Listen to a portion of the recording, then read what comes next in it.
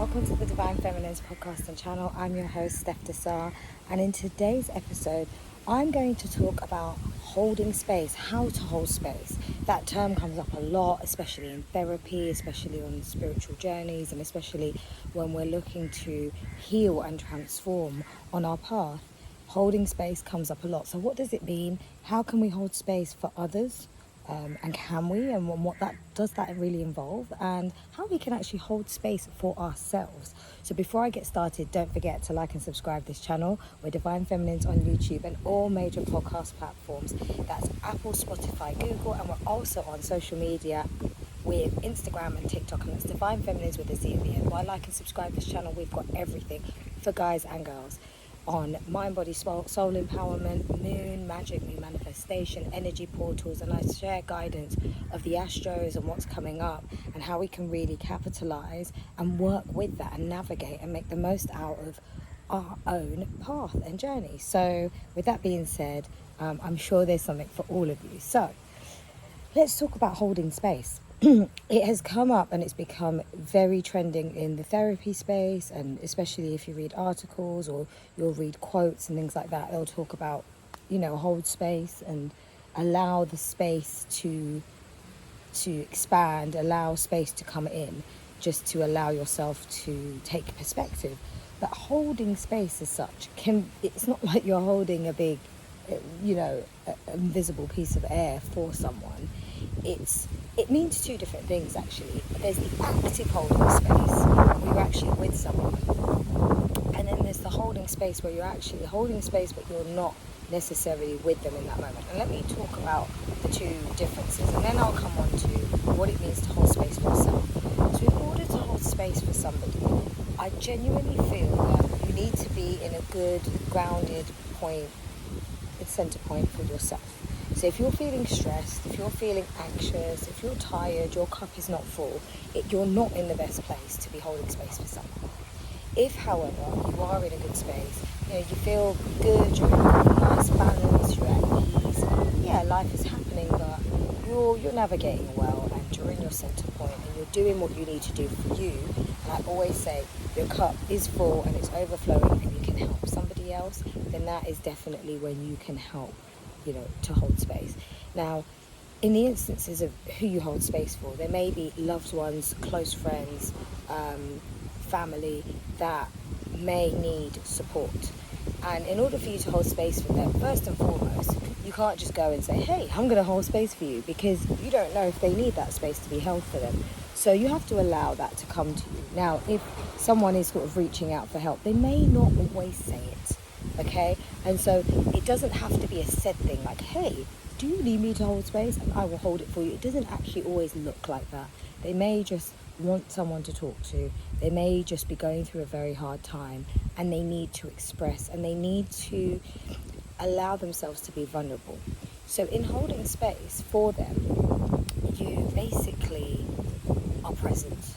You are with them, and you allow them to feel comfortable and safe, because holding space comes very close and dovetails the term safe space. And you've probably heard that a lot.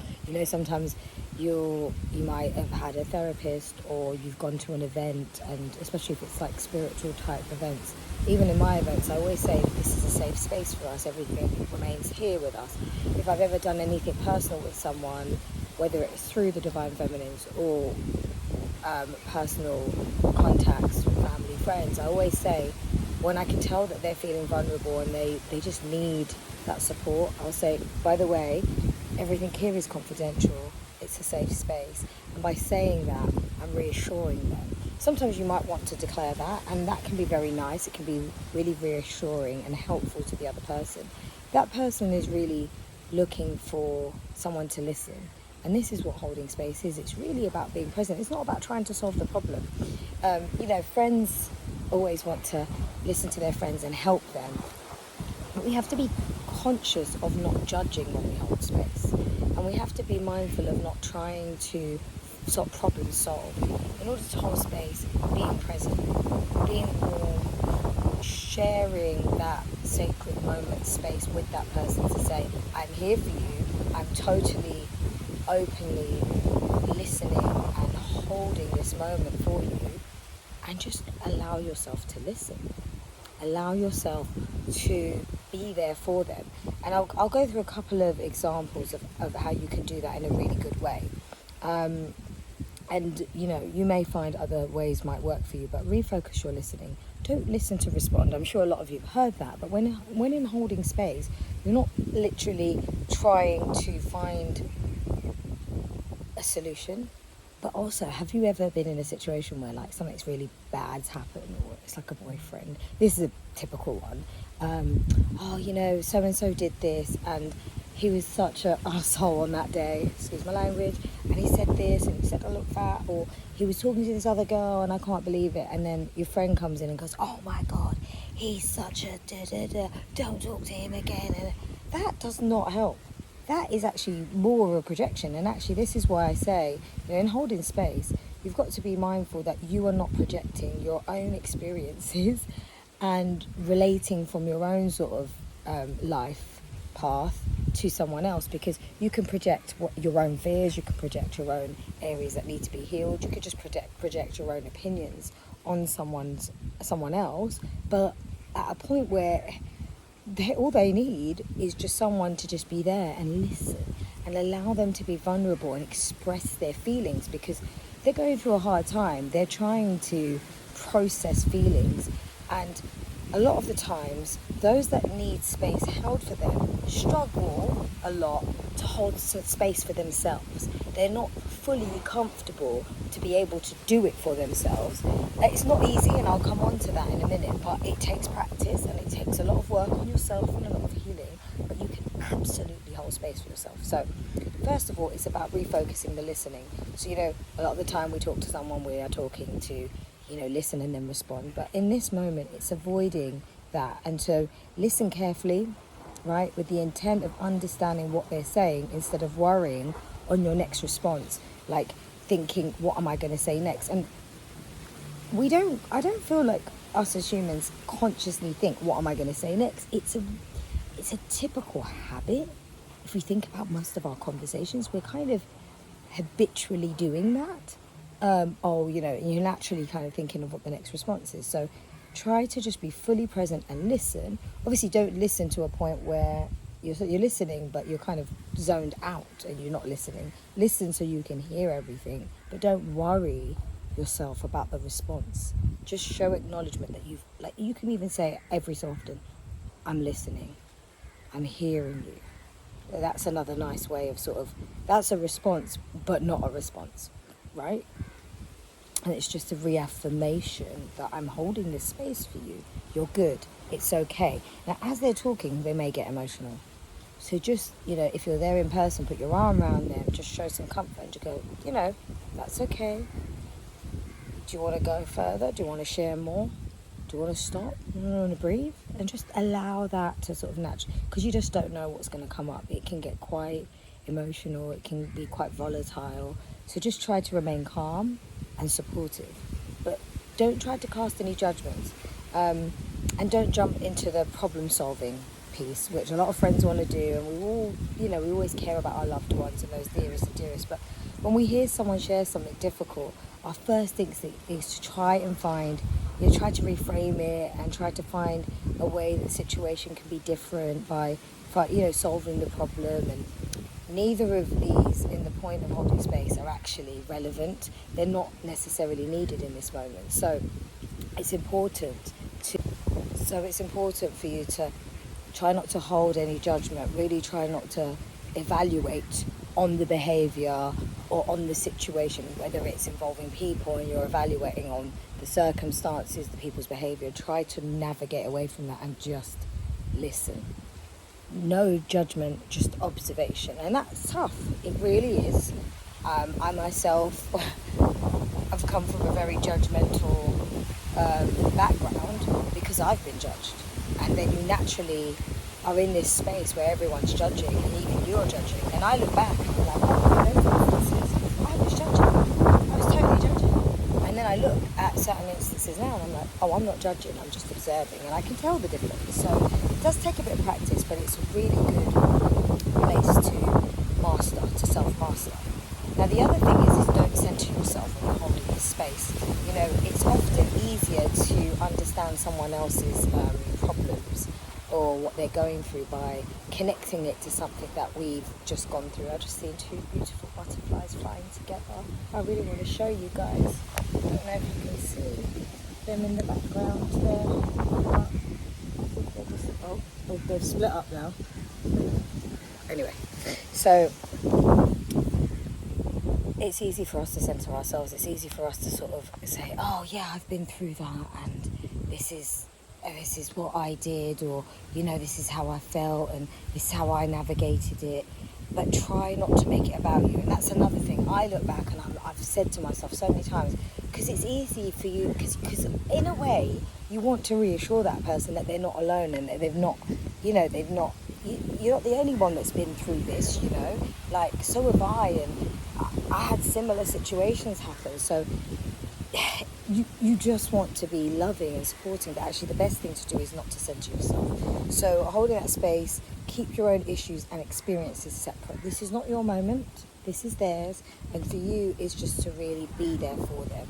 So focus on being there for the other person and reassure them that you believe them. So when they're talking, they just want to be heard, and they might feel that there's an injustice that's done to them, or something that's not quite fair, and they're being vulnerable in that moment, saying like, this isn't fair, or this happened, actually I don't agree with that, that's actually wrong, it doesn't align for me, or it really upset me, whatever it is. So just be sure to reassure them, nod, or say, yes, I hear you, and show some acknowledgement around that. And like I said before, it can be very emotional and can be quite challenging. So a lot of emotions can come up, a lot of feelings, unexpected things may visit that person in that moment with you, things that they didn't anticipate that they may have wanted to share.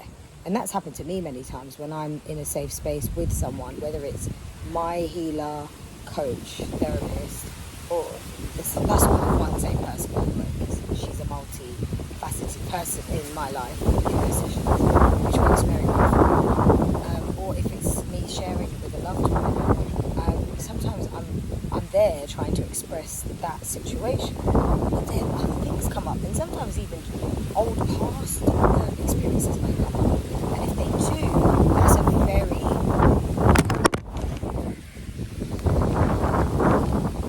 sometimes old past experiences come up, and if they do, that's a prime moment to allow that to surface, because those are things that are connected to past experiences or trauma, things that might have been quite tough for that person.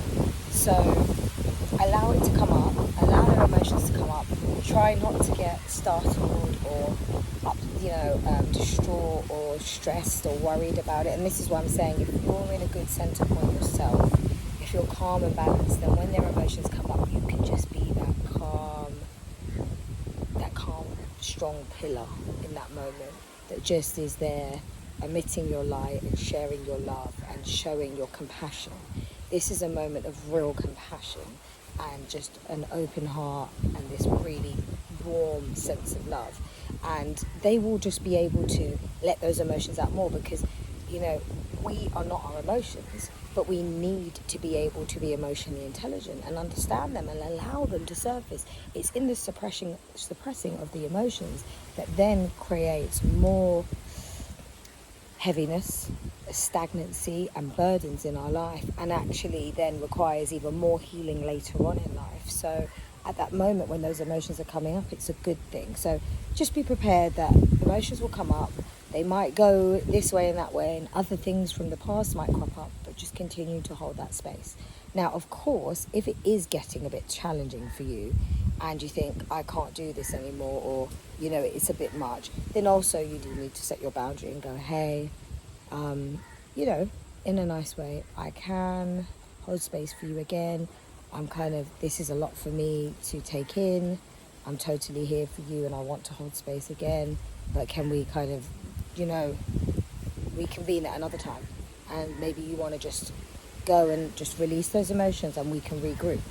Because that might be a point where it's getting super, super emotional. They can't even talk and they're crying, and this is getting on for 20 minutes, half an hour, an hour.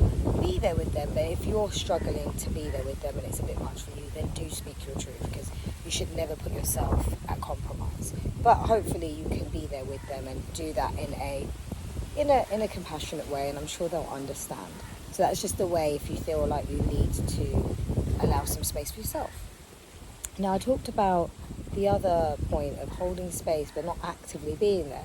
And this is interesting, especially if people are in high vibrational soul connections, people who experience twin flame journeys, or very difficult family dynamics or relationship dynamics, where there's a point where the best thing to do is to allow space, and there might be a separation, you might be, actively in communication, as a family, friend, or something, and something's happened, it's been a bus stop or unfortunate situation that's cropped up. It could be even someone passing or something quite tragic happening, and everyone's just trying to process for themselves, and they don't, there's not this feeling to want to talk or interact, and that can happen. Or it's a breakup, or there's been an argument, or there's been a family issue or dispute, or just a disagreement, something that creates this moment of separation. In separation, in that separated moment in time, it's not a bad thing. And we need to understand that actually separation is not really separation, because we're always connected, and you can hold space in that moment. So if there is that, you can hold space and cultivate a feeling of love and compassion for the other whilst being at a distance. And that is, you can do it through meditation, you can send them love, but you can have a positive, open-hearted feeling towards them, and you can show your vulnerability in, I'm in this space and I accept and allow this space to be, and in my own space, sacred space, that respects you having your own sacred space. And sometimes less is more, right? So silence isn't a bad thing, and you can hold space in silence, is what I'm saying here. I think that that's a very powerful one, because I didn't really see that come up a lot when I was looking around, the topic of holding space. I saw it as holding space quite actively when you listen to someone, but there's also very much holding space for someone when you're allowing the silence to pass. And we always think that silence is a negative thing. We always think that distance is a negative thing. But actually, it's one of the most powerful catalyzers for transformation and change, and for the better to come in, when you allow things to settle, when you allow things to transform, and you allow things to flow naturally. And eventually there will be some communication, and there will be some interaction, and maybe then you actively hold space when you're coming back to share, this was on my mind, I need to talk about it. But don't force it, and allow it to go with the flow. Don't ever try to force things. And it's hard, I know, us women, if we've had an argument with a partner or it's a breakup, we're looking for closure. But let me tell you one thing, the only closure you need is with yourself. Okay, so if you can find that closure in yourself, you don't need it with another. And if you continue to project that need to communicate with them, or that need to get that closure, you're only creating more resistance for yourself to be at ease and at peace and surrender to what is right now. So I hope that helps in terms of holding space from a distance, where there's not actually a communication, but there's an energetic space and an understanding vibrationally that this is safe to be at this distance, and I understand and I respect it, and there's still love here and there's compassion here, and there is no judgment on whether you do this or that, or you decide to come back and apologize or not, or get back together with me, or or hang out with me as my best friend again, or whatever it is. There is no expectation or judgment there. So I hope that helps. Now finally, holding space for yourself. It's not an easy one, and I do believe that it comes with self-mastery. So all of the things I said about holding space and being there for another person, when they are going through a tough time, think about yourself going through a tough time, and think about how you feel, and being vulnerable and looking in the mirror and understanding. Those emotions can be quite stressful, quite overwhelming, quite just too much, really, and you want someone there. So if you really feel that you can't do it alone, then yes, of course, call on someone that you can trust, that can hold space for you in a healthy way and isn't going to project. Because in projections, it's not going to help you any better than where you are at right at that moment. But if you can sort of grit your teeth and bear it and go through it. What I'd advise is starting to try to hold space for yourself. So you may need a bit of time out, a bit of solitude. You may need to cry. I would advise journaling. Whatever it is that you're going through, really try to understand what the emotions are. What does it make you feel? Why does that make you feel that way? What happened that really, made you feel those sad feelings, or frustration, or upset, or anger, or hate, or just something that just really made you get completely triggered and you couldn't quite get to the bottom of it. As you start to understand those feelings and you start to note them down and you process them, and it might take a day, it might take a couple of days. I know with myself, sometimes things come up and I'm like, whoa, okay, I just need to be with myself. It's always good when it's a weekend, because you can kind of be with yourself on the weekend, and I'll just take walks, I'll play music, I'll be with myself. Sometimes I sit in a silent room and I allow it to completely cycle through till I feel like I've got what I needed out of me, and I understand a bit more logically what that means. Because in emotions there's not a lot of logic, and you have to understand that it can be here, there and everywhere, but that's okay. It can be a bit of chaos, it can be a bit of like a crazy storm, right? And you can't really see the pathway forward. But that has a purpose, because a lot's in there, and we need to kind of understand what really is in there. And then over time it sort of settles and the sea goes back to a more sort of smoother current, so we can kind of navigate. But we understood what that storm brought in, what that high tide brought in, and those waves were trying to let us grasp in our learning at that point for ourselves. So that's the way you can hold space for yourself. Look, I would encourage you all to think about how you can do that for yourself every so often, men and women. But don't put it to yourself that you have to do it alone, because you're not alone. Ask for help.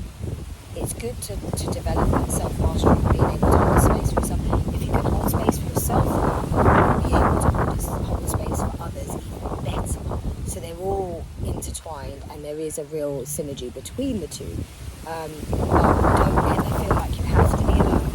Make sure that you have some trusted people, friends or family that you can go to. And I'm always saying, we're not here to be doing this on our own. There is help, there is support. Otherwise there wouldn't be so many humans in a collective here on earth, right?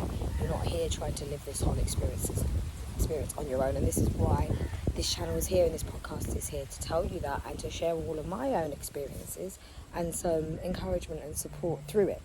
So with that being said, I hope that really helps. And don't forget, in holding space, it's a great thing for yourself and for others to allow us to process what we're going through in the moment, especially when it might be startling news, upsetting news, or a challenging experience. This is a time where you can really become emotionally intelligent and mature in those emotions, to understand yourself and your shadow side, and develop your soul and evolve better to become your best self ultimately.